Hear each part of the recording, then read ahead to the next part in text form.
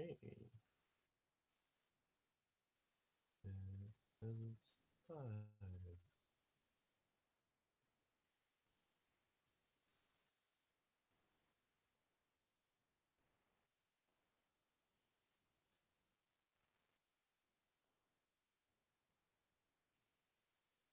Hey, that's okay.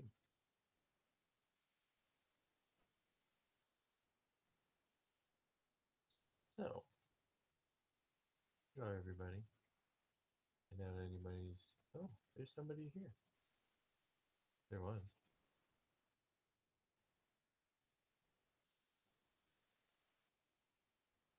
Mm, how does this work? There it is. There's the web chat.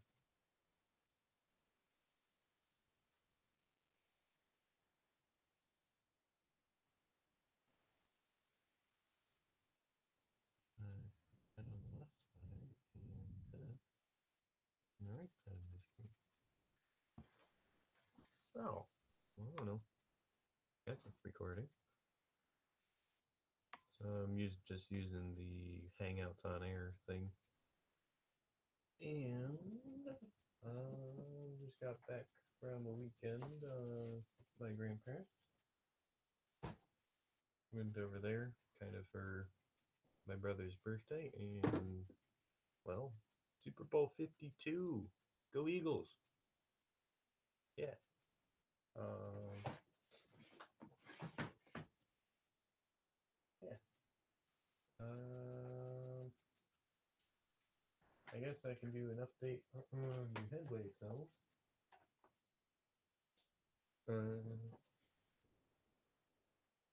Yeah, I've got a little Logitech webcam, which shoot, it's plugged in. I didn't unwrap the cord.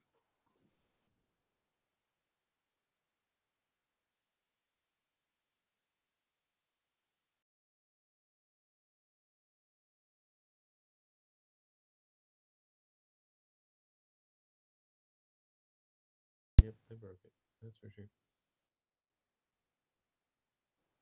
Hey, we're back.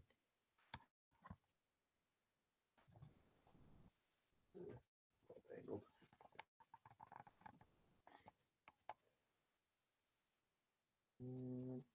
There you go. Here's the first 4, 1 through 4, and I've charged those back up because I've discharged them. So I guess I better start charging the other 4. And maybe I can swap you to desktop. Screen share. Entire screen will work. Recursive. Users key D. Let's go to documents, battery logs.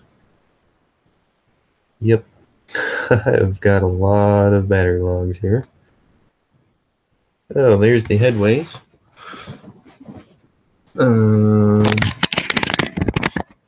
So we got 1 through 8. This was when I first opened them up.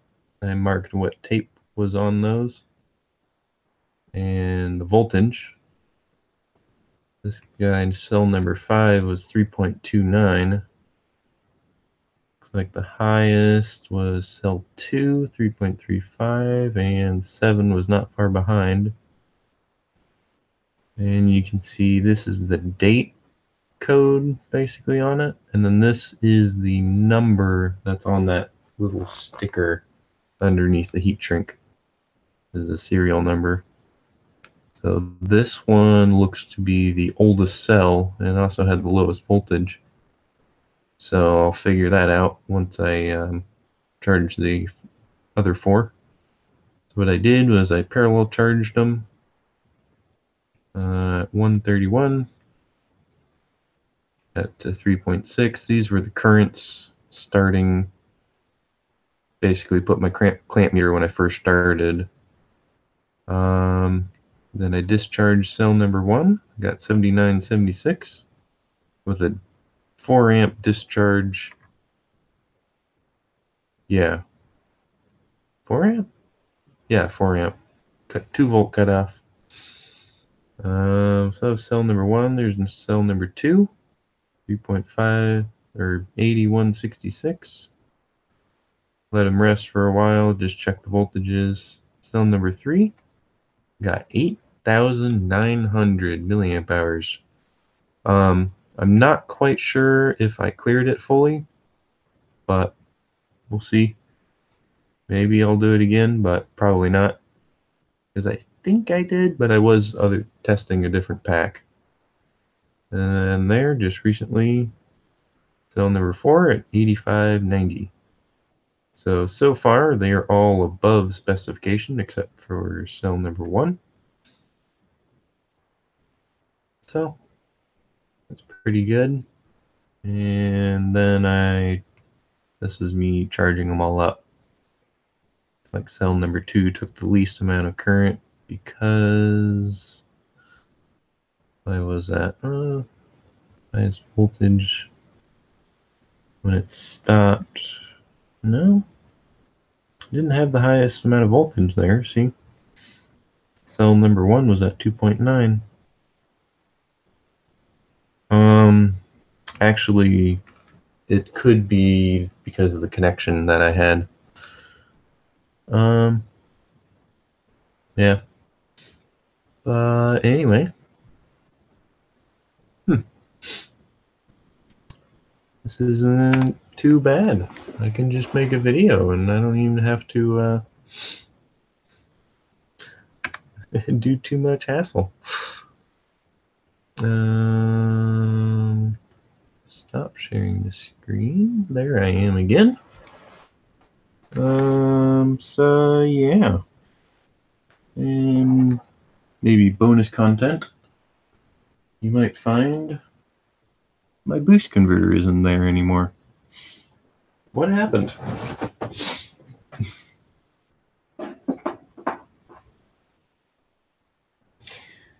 It kind of blew up a little bit. He was working fine. The original problem with this thing was the current light never turned on. Maybe I can get you in better focus. That's out. That's in, that's out. Yeah, this thing has manual focus, unfortunately.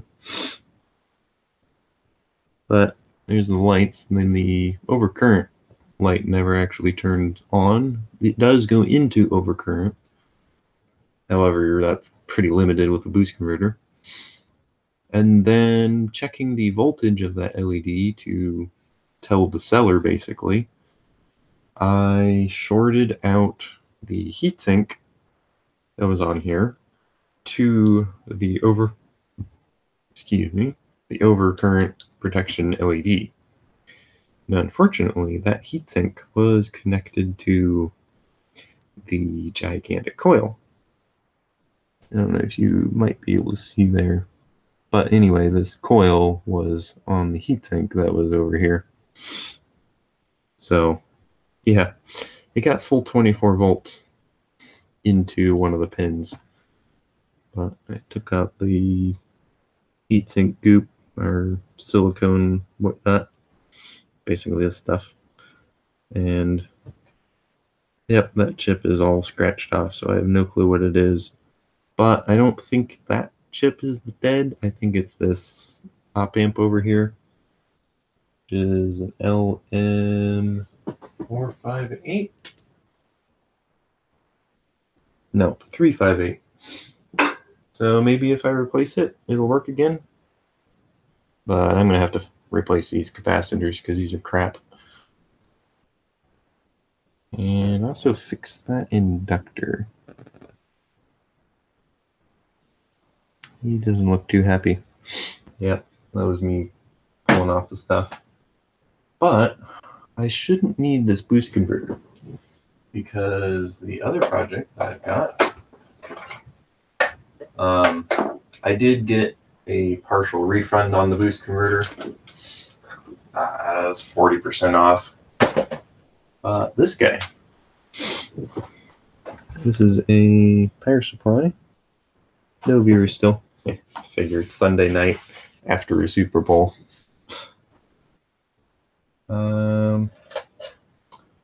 Got two of these guys. Big double diodes. V40100PG. Got two of those guys. I've got these. And then I have this. Oops, this is upside down. This is a old server power supply. And this is basically powering, it had to have been like 4 or 6 Pentiums. Anyway, here's the specs here. Now, use an EP071350. Wattage 320 watts. Yep. 12 volts, 16 amps, 5 volts, 40 amps. But this no longer contains that, because this is going to be my new 720 watt power supply. I'm just using the case of it. The insulation band. That's what it's going to consist of. 8 of these Dell 90 watt laptop chargers.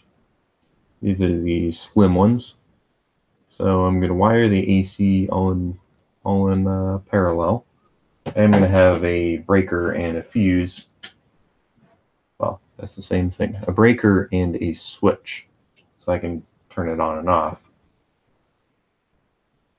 And then I'm going to have a 12 volt power supply that's going to be real small to power the big fan that's riveted in the back. Maybe the LEDs, but those will come later. So what I'm going to do is I'm going to have 4 of these 19.5 volt power supplies in parallel, and then 2 banks in series. So I'll have 19.5 plus 19.5, which should be about 39 volts. So, yeah, that's what those 4 connectors are going to be. I'm going to have the negative and positive for the 19.5 volts, and then this positive is going to go over, down, and over to the negative. I'm probably going to use some solid core wire and hold it up with these guys. And then the positive is just going to go over to the top, and I'll have the positive out. Yeah, that's going to be fun. And then I may have mentioned before in another video is I need some copper for this guy, because these are going to definitely overheat stacked together like that. So I'm going to have some copper pieces. There's should be enough space for 8 pieces of 16 gauge about wire copper plates, and those are basically going to extend the whole range of it. And I am going to figure out how to isolate the positive 4. So yeah. So I guess that's just an update for everybody. Not really doing anything. And yeah. So someday sometime I'm going to figure out when I'm going to broadcast regularly. But this is just a test, see if I can make it work. And I did. Hey! Basically just make the start streaming, schedule a stream, and tell it to do it now, and it'll open the Hangouts on air, and it just works. So yeah, thanks for watching, everybody. I guess I'll have this be recording and posted out same name. Because nobody joined me. It's okay. Is the chat? Where's the chat? There it is. Live chat. Yep, it's empty. It's okay. Alright. Well, see ya.